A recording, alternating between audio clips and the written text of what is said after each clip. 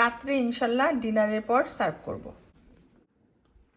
Good morning সবাইকে, কেমন আছেন? আমি আলহামদুলিল্লাহ অনেক ভালো আছি।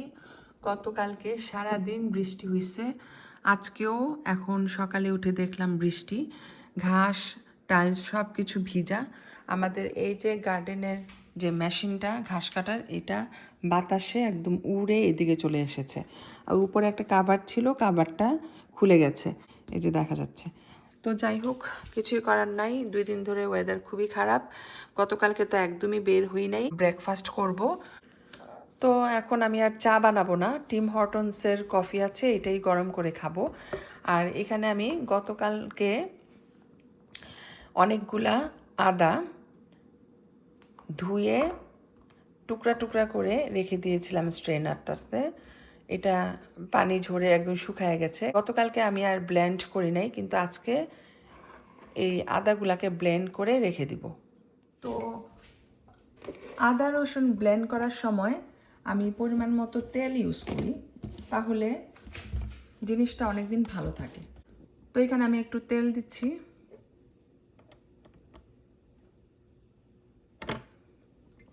আর দিব লবণ,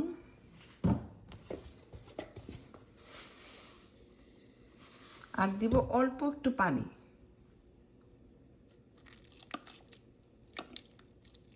দ্যাটস ইট। এখন আমি এটাকে ব্লেন্ড করে নিব। এই যে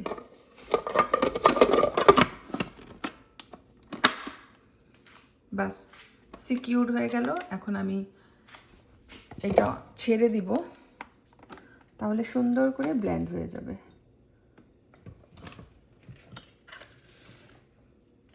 ওকে, রেডি সেট গো।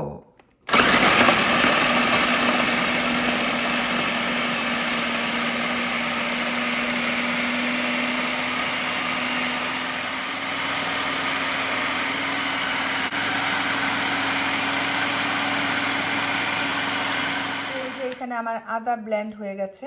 অনেকগুলো আদা করেছিলাম, প্রায় 1-1.5 কেজি আদা হবে এখানে। তো 2বারে করেছি, একবারে বেশি হয়ে যাচ্ছিল, তো 2বারে করে এখন একটা কন্টেনারে নিয়ে নিলাম। এটা হচ্ছে একটা প্লাস্টিকের কন্টেইনার। চাইনিজ রেস্টুরেন্টের থেকে খাবার আনলে ওরা এরকম কন্টেইনারে খাবারগুলা দেয়, তো কাজে লাগে। আমি রেখে দিই, ফেলে দিই না, বিভিন্ন কাজে লাগাতে পারি। স্পেশালি আদা রসুন এভাবে ব্লেন্ডারে ব্লেন্ড করে তারপরে ফ্রিজে যখন রাখি, এই কন্টেনারগুলো কাজে লাগে। তারপরে এক্সট্রা কোনো খাবার থাকলে সেগুলো রেখে ফ্রিজে রাখা যায়। তারপরে কাউকে যদি কোনো খাবার দিতে হয়, এগুলাতে দেওয়া যায়। তো যাই হোক, কনভিনিয়েন্ট আর ইউজফুল। তো আদাটাকে আমি চেপে চেপে একদম সমান করে ফেলছি। এখন ডিপে রেখে দিব। আজকে সারা দিন ডিপে থাকবে। আজকে আর বের করব না, ইনশাল্লাহ কালকে এটাকে বের করে তারপর টুকরা টুকরা করে আবার জিপলক ব্যাগের মধ্যে ঢুকায় রাখবো, তাহলে ইজি হবে রান্না করার সময়।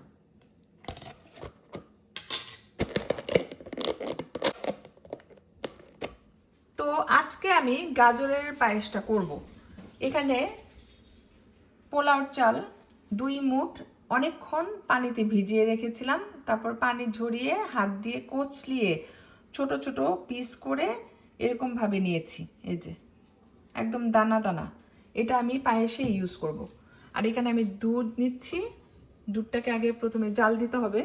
তো আমাদের এদেশে কী ধরনের দুধ আমরা ইউজ করি সেটাই আপনাদের সাথে একটু শেয়ার করি। এটা ছিল 3.25%, আমি এটা শেষ করে ফেলেছি, আর নাই। এখন ব্যাগ কিনে এনেছি, 4 লিটার ব্যাগ কিনে এনেছি, 4 লিটারের দুধ কিনে এনেছি। এই যে এরকম থাকে, তো 3টা ব্যাগ থাকে ব্যাগে, তো একটা নিলাম। এরকম আমরা জগের মধ্যে রাখি, রেখে তারপরে এক সাইড থেকে একটু কাটি। That's it. এখন আমি এখান থেকে দুধটা ঢেলে নিব। এই পুরা প্যাকেটটা 1 লিটার। ওয়াও, এই সিস্টেমটা তো ভালো। তো এখানে আমি প্রায় 1 লিটারের মতো দুধ নিয়েছি। এটাকে জাল দিব মিডিয়াম হিটে। একটু গরম হয়ে আসলে দুধটা আমি এই চালগুলা দিয়ে দিব।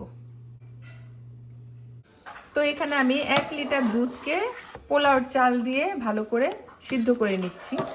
এই চালটা কালিজিরা পোলাওর চাল, এই জন্য 5 মিনিটের মধ্যে নরম হয়ে গেছে, সিদ্ধ হয়ে গেছে। তো আমি আরও কিছুক্ষণ জাল দিব। যখন ভালো মতো সিদ্ধ হয়ে আসবে, চালটা ভাত হয়ে যাবে, তখন আমি গাজরগুলা অ্যাড করব। আর সবশেষে চিনিটা অ্যাড করব। যে কোনো মিষ্টি জাতীয় খাবারে চিনিটা পরে দিতে হয়। দাঁড়িয়ে থেকে দুধটাকে ভালো করে জাল দিয়ে নিচ্ছি। সাথে এই যে কালিজিরা পোলাওর চাল আছে, চাল নাই এখন, এটা পায়েসের মতো হয়ে গেছে। এই যে দেখেন, চাল সিদ্ধ হয়ে একদম নরম তুলতুলে হয়ে গেছে, ভাত হয়ে গেছে। দেখি, চাল সিদ্ধ হয়ে গেছে। তো এই দুধটাকে আমি 5 মিনিট আরও জাল দিব। দাঁড়িয়ে থেকে নেড়ে চেড়ে জাল দিব। এখন দূরে যাওয়া যাবে না, তাহলে পাতিলের তলায় লেগে যেতে পারে। এই কাজটা খুব কেয়ারফুলি করতে হবে এখন দাঁড়ায় থেকে। আচ্ছা, আর সাথে এই যে এখানে গ্রেটেড গাজর, গতকালকে আমি গ্রেট করে ঘিয়ে ভেজে রেখে দিয়েছিলাম ফ্রিজে, অনেক সুন্দর ঝরঝরে।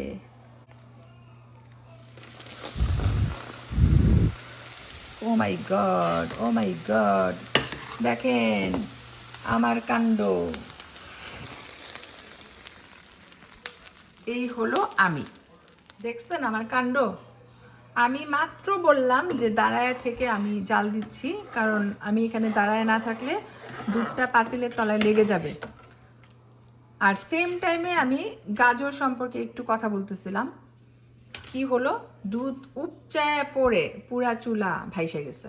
তো এখন আমি এটাকে ক্লিন করছি, যদিও ভালো মতো ক্লিন হয় নাই, পরে করব আর কি। আপাতত আমি জাস্ট মুছে দিয়েছি। আর এখন দুধটাকে জাল দিব। তো আমার একটা প্রবলেম হচ্ছে, আমি কাজে অনেক এক্সপার্ট, যে কোনো কাজ ঠিক মতো করি, কিন্তু ভাই চা বানাবার সময় আমার চা পড়বে, আর দুধের কোনো মিষ্টি জাতীয় খাবার বানানোর সময় দুধ উপচায় পড়বে। এই দুইটা কেন হয় আমার সাথে আমি নিজেও জানি না। দেখা যায় আমি একদম চুলার উপরে এইভাবে দাঁড়ায় থাকি, তারপরও আমার চোখের সামনে চা পড়ে যাবে, দুধ পড়ে যাবে। কেন ভাই, এটা কেন হয় আমার সাথে, একটু বলবেন প্লিজ, বলবেন। হাস্যকর। আচ্ছা, যাই হোক, এখন আমি এখান থেকে কিছু পরিমাণ গাজর দিয়ে দিচ্ছি। গাজর কতটুকু লাগবে আমি জানি না, এখানে অনেক গাজর, আমি 2 মুঠ দিলাম।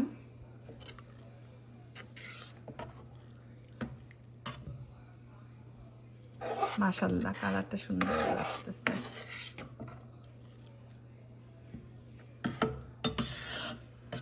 আর একটু দিয়ে দিই।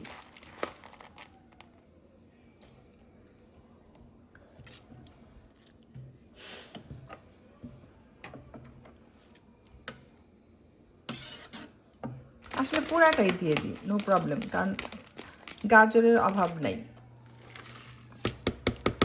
এখন আমি চিনি অ্যাড করব, তবে চিনিটা রেগুলার চিনি অ্যাড করব না, নিউট্রি সুইট অ্যাড করব। তো এরকম ছোট ছোট প্যাকেটের স্প্লেন্ডা আছে, এগুলো আমি অনেকগুলা ইউজ করব চিনির পরিবর্তে।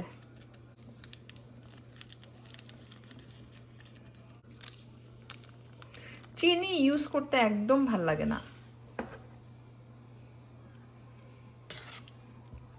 জেনে শুনে বিষ খেতে কার ভাল লাগে বলেন?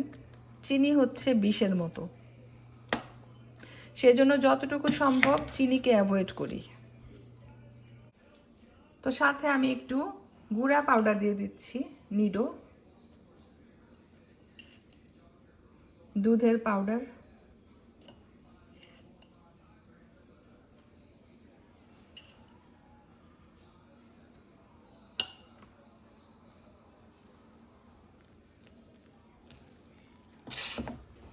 এই পর্যায়ে আমি চুলাটাকে একদম লো হিটে রেখে দিয়েছি, আর 3-4 চামচ নিডো পাউডার দিয়ে দিলাম। গুঁড়া দুধ দিয়ে দিলাম। তো গুঁড়া দুধটা দিলে পায়েসটা ঘন হবে আর খেতেও ভালো লাগবে। তো এই যে দেখেন মাশাল্লাহ আমার গাজরের পায়েস রেডি। কেমন হয়েছে জানাবেন। এটাকে আমি প্রথম থেকেই গাজরের হালুয়া বলতেছিলাম, কিন্তু সরি, গাজরের হালুয়া বলাটা আমার ঠিক হয় নাই। এটা হচ্ছে গাজরের পায়েস, কারণ রেসিপিতে লেখা আছে গাজরের হালুয়া। আর ওই রেসিপিটা আমি ডায়েরিতে অনেক আগে লিখেছিলাম, তখন তো ছোট ছিলাম, বুঝতে পারি নাই, কিন্তু এখন আমি বুঝতেছি এটা আসলে হালুয়া না, এটা হচ্ছে পায়েস। তো যাই হোক, এই যে দেখেন মাশাল্লাহ কি সুন্দর হয়েছে। বানাইতে কিন্তু খুবই ইজি। তো ফ্রিজে থাকলে ঠান্ডায় পায়েসটা অনেক সুন্দর জমে যায় আর খেতে তখন অসাধারণ লাগে। ঠিক আছে, এটা হচ্ছে পায়েসের ফাইনাল লুক। তো আমি এই পায়েসটাকে ঠান্ডা হওয়া পর্যন্ত বাইরে রাখবো, তারপর কন্টেনারে ভরে ফ্রিজে রেখে দিব। রাত্রে ইনশাল্লাহ ডিনারের পর সার্ভ করব। দেখতে কেমন হয়েছে জানাবেন। কালারটা কিন্তু অসাধারণ হয়েছে।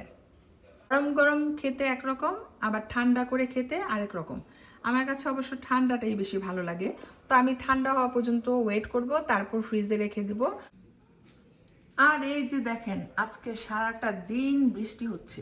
সেই সকালে ঘুম থেকে উঠে যখন জানালা দিয়ে বাইরে তাকালাম, দেখি গুড়ি গুড়ি বৃষ্টি হচ্ছে। আর এখন বিকাল হয়ে গেছে, স্টিল বৃষ্টি, মানে সারাদিন বৃষ্টি। এই যে আমি আইসক্রিম হাতে। কেন? বাইরে বৃষ্টি, ঘরে ঠান্ডা, তাতে কি? খাওয়া তো আর বন্ধ থাকবে না, তাই না? আইসক্রিম খেতে মন চাইলো, তাই আইসক্রিম নিলাম বাটিতে, এখন খাবো। ঝড় বৃষ্টি হচ্ছে, এই যে দেখেন গাছগুলা কিভাবে নড়াচড়া করতেছে। তো ঠিক আছে, সবাই ভালো থাকবেন। আল্লাহ হাফেজ, গুড নাইট।